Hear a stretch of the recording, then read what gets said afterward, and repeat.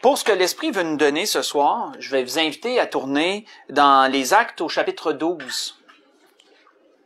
Dans les Actes au chapitre 12. On va lire à partir du verset 1 jusqu'au verset 10.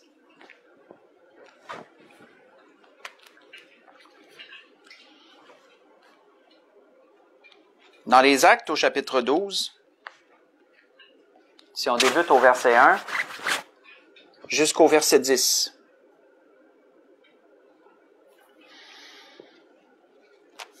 On voit qu'il est dit, vers le même temps, le roi Hérode se mit à maltraiter quelques membres de l'Église. Et il fit mourir par l'épée Jacques, frère de Jean. Voyant que cela était agréable aux Juifs, il fit encore arrêter Pierre. Cependant, c'était pendant les jours des pains sans levain. Après l'avoir saisi et jeté en prison, il le mit sous la garde de 4 escouades de 4 soldats chacune, avec l'intention de le faire comparaître devant le peuple après la Pâque. Pierre, donc, était gardé dans la prison, et l'Église ne cessait d'adresser pour lui des prières à Dieu. La nuit qui précéda le jour où Hérode allait le faire comparaître, Pierre, lié de 2 chaînes, dormait entre 2 soldats, et des sentinelles devant la porte gardaient la prison. Et voici un ange du Seigneur survint, et une lumière brilla dans la prison. L'ange réveilla Pierre en le frappant au côté et en disant « Lève-toi promptement ». Les chaînes tombèrent de ses mains. Et l'ange lui dit « Mets ta ceinture et tes sandales ». Et il fit ainsi. L'ange lui dit encore « Enveloppe-toi de ton manteau et suis-moi ». Pierre sortit et le suivit, ne sachant pas que ce qui se faisait par l'ange était réel, et s'imaginant avoir une vision. Lorsqu'ils eurent passé la première garde, puis la seconde, ils arrivèrent à la porte de fer qui mène à la ville, et qui s'ouvrit d'elle-même devant eux. Ils sortirent et s'avancèrent dans la rue. Aussitôt, l'ange quitta Pierre. On va arrêter ici. Alors, nous voyons ici, frères et sœurs, une situation très éprouvante pour l'apôtre Pierre, qui venait de voir mourir un de ses compagnons d'œuvre, Jacques, un autre des apôtres, qui avait cheminé avec lui pendant tout le temps que notre Seigneur était ici-bas parmi eux, et même un peu après. Après l'avoir vu être mis à mort par Hérode, il a été mis dans la prison. Et ce qui est surprenant, frères et sœurs, dans ce qu'on lit ici, c'est que Pierre était capable de dormir malgré cette situation des plus stressantes. L'Église était en prière pour lui, mais là où il était seul. Il était seul, je veux dire, il n'y avait pas d'autres compagnons, il n'y avait pas d'autres personnes sur qui il aurait pu, mettons, à qui il aurait pu parler, à qui il aurait pu se confier ou autre. Il était seul. Il était seul et tous ceux qui étaient alentour de lui étaient hostiles. C'était des gardes. C'était des gardes, puis leur rôle était justement de le garder puis de l'empêcher de s'évader, si cela aurait pu être possible, sans l'intervention de l'ange. Mais la Bible nous dit que Pierre, dans une situation aussi stressante, a été capable de dormir. Et de dormir à un tel point que l'ange a dû le réveiller en le frappant sur le côté. Donc, ça nous donne une idée de l'état de sommeil dans lequel il était. C'était pas un sommeil léger, c'était un sommeil profond. Quand on médite sur ça, frères et sœurs, la seule façon que quelqu'un est capable de dormir aussi profondément, dans une situation aussi stressante, c'est parce que la personne était en paix. L'apôtre Pierre, malgré ce qu'il vivait, était en paix. Et comme nous le savons, un seul Dieu a pu permettre que Pierre ait cette paix malgré ce qu'il vivait. Dieu est capable de faire ça, de nous procurer la paix malgré l'épreuve, malgré des situations stressantes, malgré on peut être sous tension de différentes façons. Dieu peut nous faire sentir en paix. On voit que dans l'Ancien Testament, faites juste écouter, David, dans un psaume, avait dit ceci: Offrez des sacrifices de justice et confiez-vous en l'Éternel. Plusieurs disent, qui nous fera voir le bonheur? Fais lever sur nous la lumière de ta face, ô Éternel. Tu mets dans mon cœur plus de joie qu'ils n'en ont, quand abondent leurs froment et leurs maux. Je me couche et je m'endors en paix, car toi seul, ô Éternel, tu me donnes la sécurité dans ma demeure. C'est David qui avait prononcé ces paroles dans le psaume au chapitre 4, verset 6 jusqu'au verset 9. Où David disait, malgré des situations qu'il vivait, il dit, je me couche et je m'endors en paix parce que tu me donnes la sécurité. Tu me procures la sécurité dans ma demeure. Et si on revient à Pierre, frères et sœurs, la seule façon qu'il a pu acquérir cette paix qu'il avait au moment où il vivait cette épreuve de la prison, c'était parce que Pierre avait acquis une certaine maturité spirituelle. Une maturité spirituelle qui s'était développée au fil de ses expériences avec le Seigneur. Et vous savez, frères et sœurs, il en va de même pour chacun d'entre nous. Au fil de notre vie chrétienne, nous vivons des expériences. Et ces expériences devraient nous faire grandir spirituellement. Elles devraient servir à notre maturité, parce que c'est comme ça que la maturité spirituelle s'acquiert, frères et sœurs. Comme la maturité physique, maturité morale, elle ne s'acquiert pas seulement avec l'âge, elle s'acquiert avec les expériences qu'on vit et ce qu'on en retire de ces expériences-là.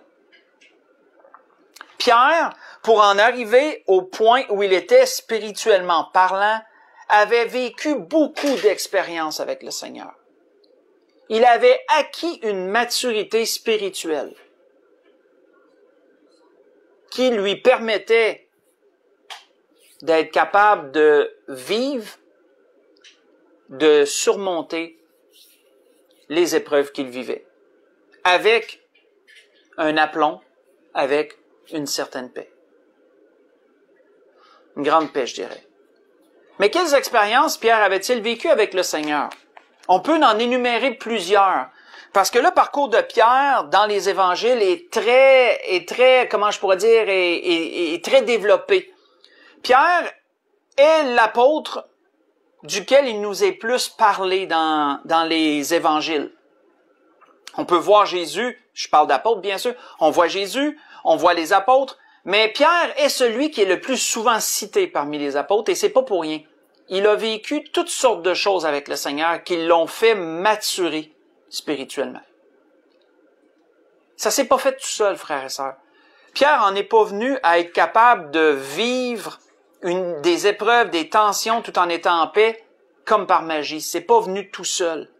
Ça l'a pris des expériences et ça l'a pris un certain apprentissage à travers ces expériences-là.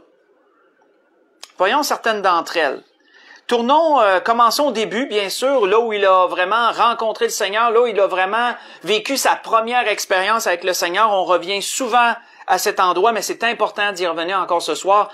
Tournons dans l'Évangile selon Luc au chapitre 5. Parce que cet endroit, la pêche miraculeuse, c'est sa première expérience que Pierre a vécue avec le Seigneur.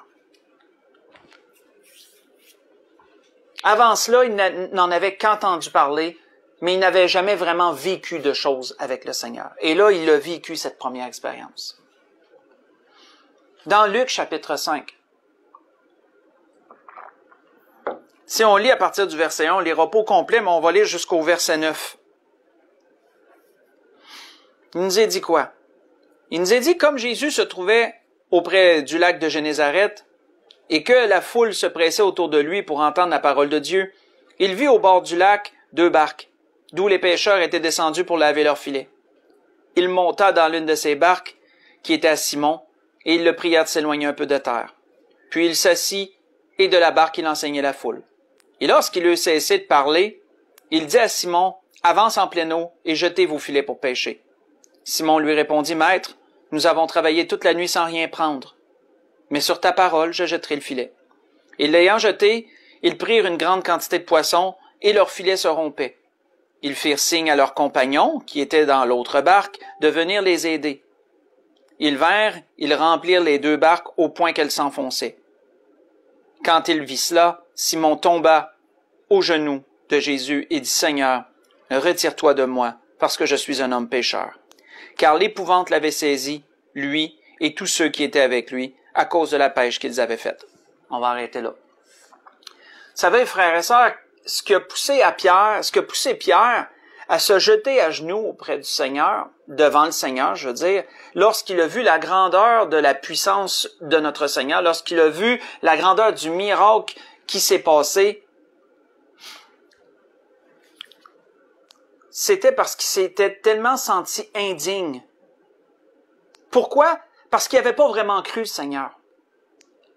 Parce que lorsque le Seigneur lui a dit de s'avancer en pleine eau puis de jeter les filets, nous pouvons voir, lorsque nous lisons entre les lignes dans ce que nous voyons ici, que Pierre, il n'a pas cru de tout son cœur à ça. Pierre, il a dit, on a passé la nuit à pêcher sans rien prendre. Pierre l'a pris au mot, simplement parce qu'il n'y avait rien à perdre en fin de compte. S'il s'agissait juste de faire qu'est-ce que le Seigneur disait, puis il verrait bien la suite. Pierre a pris Jésus au mot, et la pêche qui a été tellement miraculeuse lui a fait réaliser à quel point il était indigne. Et c'est pour ça qu'il a dit, retire-toi de moi, je suis un homme pécheur. Seigneur, pardonne-moi, je t'ai pas cru comme j'aurais dû te croire. Et vous savez, la maturité, frères et sœurs spirituels, va faire que lorsque le Seigneur nous dit quelque chose, on va y croire, mais on y croira pas simplement parce qu'on n'a rien à perdre. On va y croire parce qu'on croit à la puissance de Dieu, tout simplement. Ça sera pas simplement une option de dire, ben, j'ai rien à perdre, je vais faire confiance à Dieu, c'est une des options que j'ai. Non. Pour nous, ça va être la meilleure et la seule option. Vous savez, plus tard, pas besoin d'y tourner, mais lorsque Pierre était avec le Seigneur et que là, on lui a demandé de payer l'impôt, et que là, Pierre était un peu pris.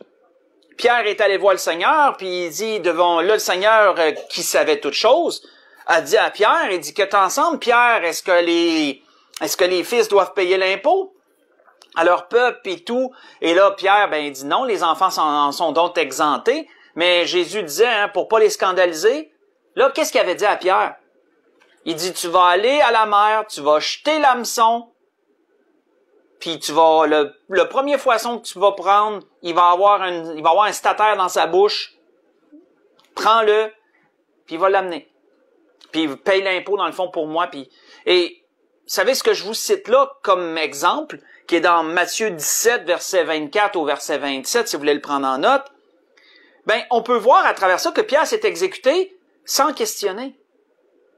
Pierre, contrairement à sa première expérience avec le Seigneur, a pas dit, ben, sur ta parole, il a pas dit, ben, Seigneur, j'ai pas de canne à pêche. La mer est loin, j'ai pas de canne à pêche, j'ai rien pour dépecer le poisson. Vous savez, Pierre aurait pu amener un tas d'arguments, puis après ça dire, ben, sur ta parole, je vais le faire. Non.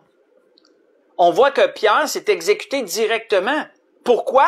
Parce que entre ce qu'on a lu dans Luc 5 et entre ce qui nous est dit dans Matthieu 17, il y a eu une évolution, frères et sœurs. Il y a eu une évolution au niveau de sa maturité spirituelle. Et c'est ça que les expériences produisent. Si on continue, dans Matthieu chapitre 14, allons voir autre chose. Dans l'Évangile selon Matthieu chapitre 14,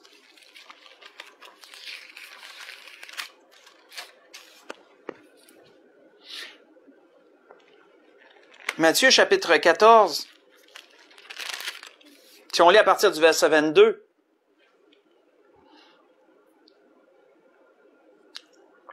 on peut voir qu'il nous est dit aussitôt après, il, en parlant de Jésus, obligea les disciples à monter dans la barque et à passer avant lui de l'autre côté, pendant qu'il renverrait la foule. Quand il l'eut renvoyé, il monta sur la montagne pour prier à l'écart, et comme le soir était venu, il était seul. La barque, déjà au milieu de la mer, était battue par les flots, car le vent était contraire.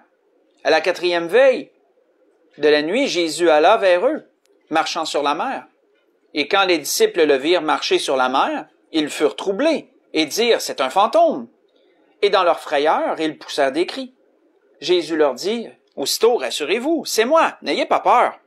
Et Pierre lui dit, Seigneur, si c'est toi, ordonne que j'aille vers toi sur les eaux. Il dit, viens. Pierre sortit de la barque et marcha sur les eaux pour aller vers Jésus. Mais voyant que le vent était fort, il eut peur. Et comme il commençait à enfoncer, il s'écria, Seigneur, sauve-moi. Et aussitôt, Jésus étendit la main, le saisit et lui dit, homme de peu de foi, pourquoi as-tu douté? Et ils montèrent dans la barque et le vent cessa. Ceux qui étaient dans la barque vinrent adorer Jésus et dire, tu es véritablement le Fils de Dieu. On va arrêter là. Ici, frères et sœurs, que voyons-nous un peu plus tard dans son cheminement, là, un peu plus tard dans son cheminement? On voit quoi? On voit que Pierre a eu une initiative. C'est pas Jésus qui l'a invité au départ à venir le rejoindre. C'est Pierre qui a dit, Seigneur, je veux aller te rejoindre. Déjà, cette initiative, frères et sœurs, démontrait que déjà Pierre faisait plus confiance au Seigneur qu'au départ. Déjà, Pierre commençait déjà à grandir spirituellement, commençait déjà un peu à maturer, on pourrait dire. Mais on peut voir que Pierre n'était pas à maturité spirituellement. Il commençait à grandir. Mais vous savez, la maturité, c'est pas sur tout. On mature sur certains points et sur d'autres, on a besoin de maturer aussi. La maturité, c'est pas un tout inclus. Sur certains points, on peut être très mature et sur d'autres, on peut l'être moins. Pierre ici a eu l'initiative de dire, Seigneur, si c'est toi, ben je le sais que je vais pouvoir marcher sur les eaux. Et Pierre est sorti de la barque et a commencé à marcher vers le Seigneur. Mais que voyons-nous? Comme nous le savons, Pierre, devant les éléments qui se déchaînaient autour de lui, a douté. Il a eu peur. Et là, il a commencé à s'enfoncer. Et Jésus lui a reproché cette incrédulité qu'il a eue, ce manque de foi qu'il a eu, quoi qu'il n'en a eu au départ. Mais il en a manqué en cours de route. N'est-ce pas, frères et sœurs, ce que nous allons vivre, nous aussi, parfois? Pourquoi? Parce qu'on a besoin spirituellement de maturer. Pierre, lui aussi, il n'était pas rendu à pleine maturité spirituelle. Il avait encore besoin de vivre d'autres expériences. Mais nous voyons une évolution, frères et sœurs, et ça, c'est important de le noter. On peut voir que Jacques, une belle image, dans le fond, un beau lien qu'on peut faire, c'est que Jacques, dans ses écrits, a dit quelque chose qui peut s'apparenter beaucoup à ce que Pierre a vécu. Jacques avait dit ceci, et même à propos du même sujet, c'est tout juste s'il n'y a pas un lien entre les deux. Pierre avait dit, si quelqu'un d'entre vous manque de sagesse, Jacques avait dit, si quelqu'un d'entre vous manque de sagesse, qu'il la demande à Dieu, qui donne à tous simplement et sans reproche, et elle lui sera donnée. Mais qu'il la demande avec foi sans douter. Et notez le lien. Car celui qui doute est semblable au flot de la mer, agité par le vent et poussé d'un côté et d'autre. Qu'un tel homme ne s'imagine pas qu'il recevra quelque chose du Seigneur. C'est un homme irrésolu et inconstant dans toutes ses voies. Vous voyez ça dans Jacques chapitre 1. J'ai lu du verset 5 au verset 8. Je trouvais que ça faisait un beau lien avec ce que Pierre a vécu. Mes frères et sœurs, nous aussi, on ne croira pas toujours à ce que le Seigneur nous dit tout de suite. Mais avec l'âge, avec les expériences, mais on devrait en venir à garder la foi malgré l'épreuve. On devrait en venir à être capable de croire au Seigneur malgré tout ce qui se passe. Parce que ça fait partie de la maturité spirituelle. Sinon, il y a des choses qu'on n'a pas retenues en chemin. Si, après plusieurs années de vie spirituelle, après plusieurs années d'expérience avec le Seigneur, on en vient encore à toujours douter quand il y a quelque chose, ben il y aurait de quoi se poser peut-être des questions. Est-ce qu'on apprend de toutes ces belles expériences que le Seigneur nous fait vivre, puis des victoires qu'il nous donne, des expériences qu'on vit avec lui? Si on continue, frères et sœurs, Dans Matthieu chapitre 16, pas tellement plus loin, Matthieu chapitre 16, si on lit à partir du verset 21,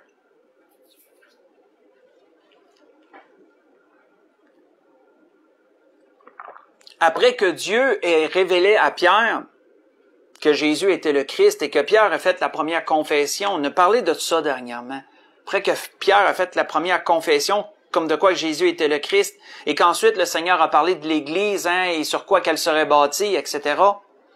On voit qu'à partir du verset 21, il est dit, dès lors, Jésus commença à faire connaître à ses disciples qu'il fallait qu'il aille à Jérusalem, qu'il souffre beaucoup de la part des anciens principaux sacrificateurs et des scribes, et qu'il soit mis à mort, et qu'il ressuscite le troisième jour. J'avais parlé de ça dernièrement, qu'à partir du temps qu'ils ont reçu la révélation comme de quoi que Jésus était le Christ, Jésus a commencé à leur annoncer sa mort prochaine. Il a commencé à leur parler de ses souffrances. Mais on voit que Pierre, la première fois qu'il a entendu ça, Pierre l'a pas pris pantoute. Pierre l'a pas pris pantoute. Qu'est-ce qu'il nous est dit? Pierre, l'ayant pris à part, se mit à le reprendre et dit, « À Dieu ne plaise, Seigneur, cela ne t'arrivera pas. » Mais Jésus se retournant dit à Pierre, « Arrière de moi, Satan, tu m'es en scandale, car tes pensées ne sont pas les pensées de Dieu, mais celles des hommes. » Vous savez, Pierre était un homme, comme on peut l'apprendre, était un homme qui s'emportait, un homme émotif, c'était un homme très émotif qui s'emportait. Il pouvait s'emporter facilement de plusieurs façons, Pierre. Et Pierre, il était explosif aussi, comme nous pouvons le voir ici. Dès qu'il a entendu Jésus parler qu'il allait devoir souffrir et mourir, pour Pierre, c'était inacceptable. Ça pouvait s'éviter, ça. Et Jésus en parlait comme si ça devait arriver, mais Pierre se disait non, ça n'a pas arrivé comme ça. Et on peut voir que Pierre a dit des paroles de révolte juste contre Dieu. Il était jusqu'à dire des paroles de révolte contre Dieu. Vous savez, quand que Pierre a dit « À Dieu ne plaise, Seigneur, cela ne t'arrivera pas », si on comprend ce que ça veut dire, cette phrase-là, là, « À Dieu ne plaise », ça veut dire que même si ça va contre Dieu, je m'en fous. Même si Dieu est pas content de ce que je dis, je m'en fous. Ça t'arrivera pas. Tu sais, c'est complètement de mettre de côté la volonté de Dieu, de dire, moi, la volonté de Dieu, je ne m'en occupe pas, c'est ma volonté qui compte. Et c'est pourquoi que le Seigneur a parlé à Pierre en disant, arrière de moi, Satan. Parce qu'il y en a un seul qui pleinement s'est révolté contre Dieu de cette façon-là, c'est le diable. Et donc, Jésus savait pertinemment c'était qui parlait derrière Pierre. Qui était capable de dire derrière Pierre, « À Dieu ne plaise ». Autrement dit, la volonté de Dieu, je m'en moque. C'est le diable. Mais Pierre, comprenons-nous que Pierre, c'était pas pour être méchant qu'il disait ça. C'était des paroles irréfléchies. C'était des paroles de non-sens. Des paroles insensées. Pourquoi? Parce que Pierre était trop émotif, il a explosé, il voulait pas qu'il arrive quelque chose au Seigneur, puis il se disait que ça peut s'éviter. Ça pouvait s'éviter, ça. Vous savez, frères et sœurs, Pierre en a pas été à ses seules paroles de cette façon-là. Si vous voulez le relire pendant la semaine, on sait que peu après, il y a eu la transfiguration, on n'ira pas lire tout ça. Mais puis on sait que pendant la transfiguration, lorsque Pierre se sont réveillés, puis que Pierre a vu que Moïse et Élie étaient avec le Seigneur, on peut voir que Pierre était content. Mais qu'est-ce que Pierre dit? Pierre a dit, Seigneur, laissez-moi bâtir, laissez-nous vous faire des abris. Non seulement pour toi, mais on va faire un abri pour Moïse, un abri pour Élie. Ils vont pouvoir rester ici avec nous. Et là, le Seigneur a voilé cette grande vision, cette grande manifestation, je veux dire. Et là, ces deux hommes se sont retirés dans la brume, sont repartis d'où qu'ils venaient. Et qu'est-ce que l'auteur Luc, entre autres, qu'est-ce que Luc nous dit de la transfiguration? Luc nous dit, quand Pierre a dit ça, qu'il allait bâtir 3 tentes, Luc nous dit, il ne savait ce qu'il disait. Luc le spécifie dans ses commentaires, c'est un peu un commentaire, on pourrait dire, de la part de Luc. Luc dit que Pierre ne savait pas ce qu'il disait, en voulant dire qu'il a parlé sans réfléchir. Et c'est un peu à cause de ce que Pierre a voulu faire que ces hommes-là, qui se préparaient à partir de toute façon, mais ils ont été vraiment comme cachés. Et le Seigneur était seul, et qu'ensuite Dieu a dit, celui-ci est mon fils bien-aimé, écoutez-le, vous n'avez pas besoin des deux autres, là. Il était là simplement pour un travail, mais c'est Jésus qui est nécessaire. C'est lui le centre de tout. Vous savez, Pierre a démontré à plusieurs reprises que il a dû acquérir une certaine maturité au niveau de ses paroles. Pierre a dû apprendre à réfléchir à ce qu'il disait. Mais ça encore, qui n'a jamais dit des choses sans réfléchir, frères et sœurs? On en a tous dit. On en a tous dit. Pourquoi? Parce que ça prend de la maturité pour apprendre, justement. Et ça prend des expériences, ça prend des erreurs pour qu'on réalise. Donc c'est tout un processus. La vie, c'est un processus d'apprentissage. On peut voir, si on tourne dans Marc chapitre 14, si on voit autre chose dans Marc chapitre 14, à partir du verset 27. Marc chapitre 14, à partir du verset 27.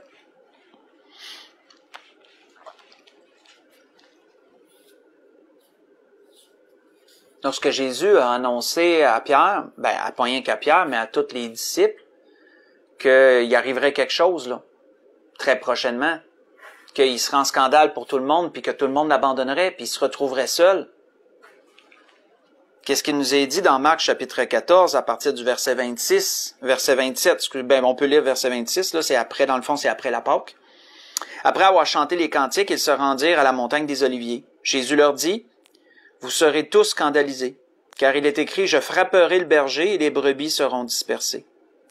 Mais après que je serai ressuscité, je vous précéderai en Galilée. » Pierre lui dit, « Quand tous seraient scandalisés, je ne serai pas scandalisé. » Jésus lui dit, « Je te le dis en vérité. Toi, aujourd'hui, cette nuit même, avant que le coq chante 2 fois, tu me renieras 3 fois. » Mais Pierre reprit plus fortement, « Quand il me faudrait mourir avec toi, je ne te renierai pas. » Et tous dirent la même chose.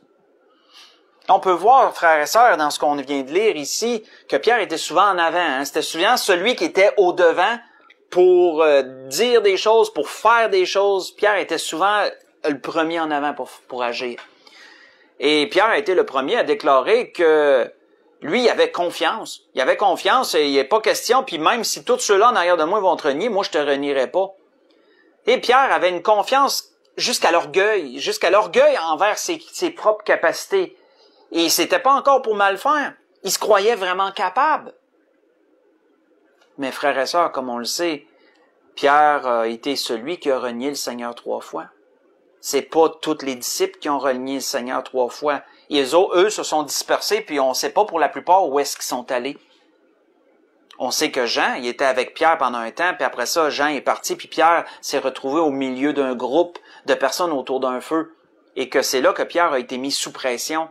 Et Pierre n'a pas pu le supporter, hein. Il a renié le Seigneur 3 fois. Mais vous savez, quand Pierre a réalisé ce qu'il a fait, et que la Bible nous dit qu'il a pleuré amèrement, certainement que Pierre a réalisé des choses, mais frères et sœurs, ça prenait ça pour qu'il mature spirituellement sur sa propre personne, sur ses propres capacités. Ça a pris ça. Vous savez, les expériences qu'on doit vivre parfois pour maturer sont parfois douloureuses, les expériences qu'on doit vivre. C'est pas toujours de dire qu'on a dit une parole de travers, ou c'est pas toujours de dire qu'il y a quelque chose qu'on aurait pu faire puis qu'on n'a pas fait, ou qu'on a douté dans telle et telle circonstance. Parfois, on peut vivre quelque chose de vraiment douloureux, soit physiquement, soit moralement, ou émotionnellement. Et Dieu va se servir de ça pour nous maturer, nous faire grandir, en d'autres mots. On sait que plus tard, Pierre a, lorsqu'il y a eu une autre pêche, après la résurrection du Seigneur, lorsque Pierre et Jean et quelques autres disciples avaient rien à faire, puis ils se sont dit on va aller à la pêche, puis qu'il s'est reproduit l'expérience de Luc chapitre 5, de la pêche miraculeuse, On sait que lorsque Pierre était avec le Seigneur, puis que le Seigneur dit à Pierre, m'aimes-tu plus que ceux-là? On sait comment Pierre a réfléchi, hein? On sait comment Pierre il a dit oui, je t'aime, mais quand le Seigneur il a reposé une question la deuxième fois, m'aimes-tu plus que les autres? Tu sais, oubliez pas que Pierre était celui qui avait dit, Seigneur, même si tous ceux-là te renient, moi je te renierai pas. Puis certainement, frères et sœurs, que ça l'a amené à être prudent. Pierre, ça l'a fait maturer. Parce que qu'est-ce qu'il a dit au Seigneur cette fois-là? Il a dit au Seigneur, tu sais toutes choses. Hein? Il n'a pas osé trop s'avancer. Il a réalisé qu'il en avait déjà trop dit. Il n'a pas osé s'avancer plus. Puis il a dit, Seigneur, tu sais toutes choses. Tu sais que je t'aime. Tu sais toutes choses en voulant dire, je le sais, Seigneur, que toi, tu connais la suite. Là. Toi, tu sais ce qui va arriver. Moi, je prétendrai pas le savoir comme j'ai déjà fait. Là. Mais ça, frère et sœur, c'est de la maturité, ça. Ça, c'est de la maturité spirituelle. Et ça prend des expériences pour ça. Justement, si on tourne à cet endroit-là, un autre fait, dans Jean chapitre 21, on va aller vers la conclusion ensuite, dans Jean chapitre 21, si on va plus loin que le bout que je viens de vous citer, à propos de la conversation entre Jésus et Pierre, si on lit à partir du verset 15, de Jean chapitre 21,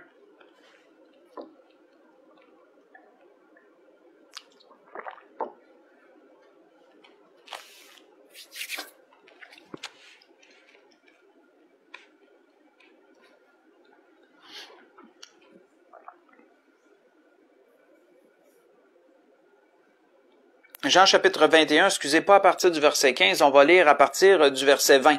Parce que c'est à partir du verset 15, c'est ce que je vous ai cité. C'est ce que j'ai cité. Et si on lit à partir du verset 20, il dit, Pierre s'étant retourné, vit venir après eux le disciple que Jésus aimait. Celui qui, pendant le souper, s'était penché sur la poitrine de Jésus et avait dit, Seigneur, qui est celui qui te livre? En le voyant, Pierre dit à Jésus, celui-ci. Et à celui-ci, Seigneur, que lui arrivera-t-il? Et Jésus lui dit, si je veux qu'il demeure jusqu'à ce que je vienne, que t'importe, toi suis-moi.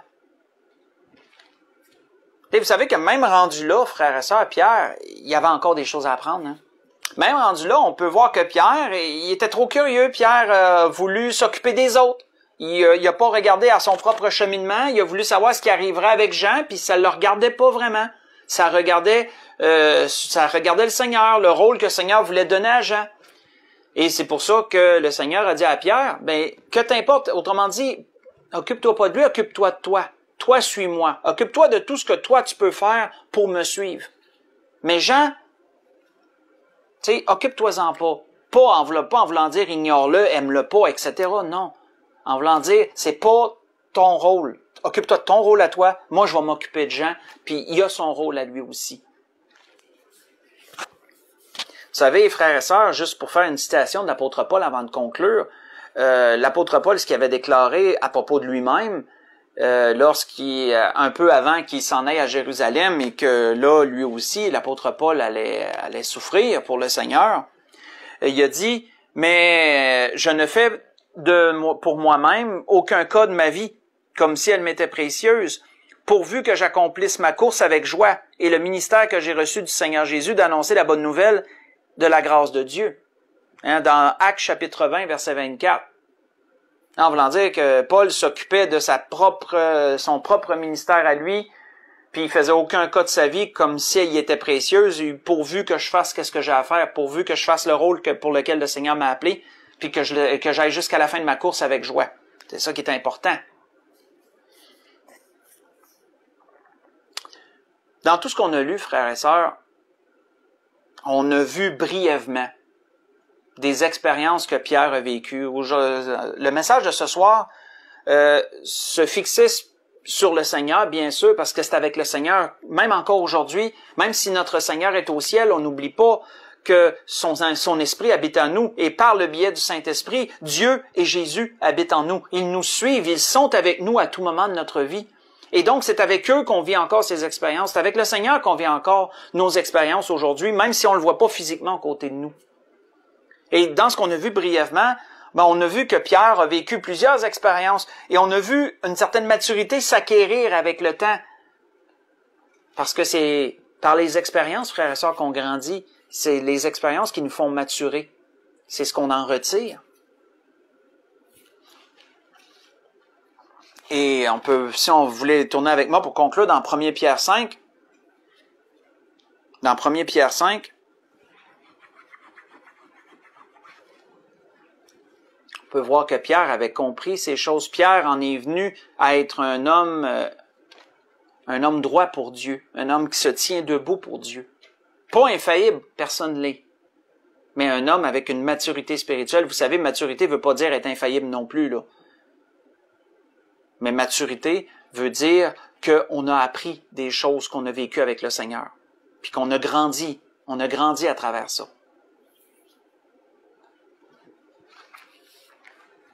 Dans 1 Pierre 5, si on lit le verset 10 et 11 pour conclure, on voit que Pierre a dit « Le Dieu de toute grâce qui vous a appelé en Jésus-Christ à sa gloire éternelle, après que vous aurez souffert un peu de temps, vous perfectionnera lui-même, vous affermira, vous fortifiera et vous rendra inébranlable. À lui soit la puissance au siècle des siècles. Amen. » Vous savez, frères et sœurs, quand on considère qui nous dit ça, quand on pense à qui nous dit ça, et qu'on pense à toutes ces expériences qu'il a vécues avec le Seigneur, on peut voir qu'il a été capable de dire ça parce qu'il l'a vécu, premièrement, mais parce qu'il a acquéri une maturité à travers ces expériences-là. Lui aussi, il a été perfectionné par le Seigneur. Lui aussi a été affermi par le Seigneur. Lui aussi a été fortifié par le Seigneur. Et c'est pour ça qu'il a été capable de dire que le Seigneur était capable de faire ça avec tous ceux qui croiraient en lui puis qui croiraient aux écrits qui ont été laissés. Alors, c'était ce que l'Esprit voulait nous donner ce soir. Je voudrais vous souhaiter à tous et à toutes un bon restant de semaine. Si vous êtes dans l'épreuve, ne perdez pas courage. Ne perdez pas, comment je pourrais dire, gardez votre confiance. Gardez votre confiance dans le Seigneur. Croyez que le Seigneur va vous faire maturer à travers de ce que vous vivez. Le Seigneur va vous apporter une maturité, davantage de maturer. Le Seigneur va vous faire vivre des belles expériences. Belles dans un certain sens, je sais que ça peut pas être plaisant nécessairement pendant que tu le vis, là, mais il y a des choses qui vont s'ajouter à votre vie spirituelle à travers ça. Si bien sûr, vous vous accrochez au Seigneur, si bien sûr, vous continuez à être en prière, et tous les frères et les sœurs qui étaient en prière pour Pierre sont en prière également pour ceux qui souffrent et ceux qui vivent. Et en bout de ligne, on grandit. En bout de ligne, le Seigneur nous fait grandir. Mais c'est nécessaire de vivre ces choses-là. À chacun selon ce que le Seigneur décide de faire vivre, bien sûr. Donc, c'était ce que l'Esprit voulait nous donner. Bonne restante semaine à tous. Que le Seigneur vous garde en toutes choses. Je vous aime. Et on va se dire à dimanche pour l'Église de l'Espérance. Que le Seigneur vous bénisse.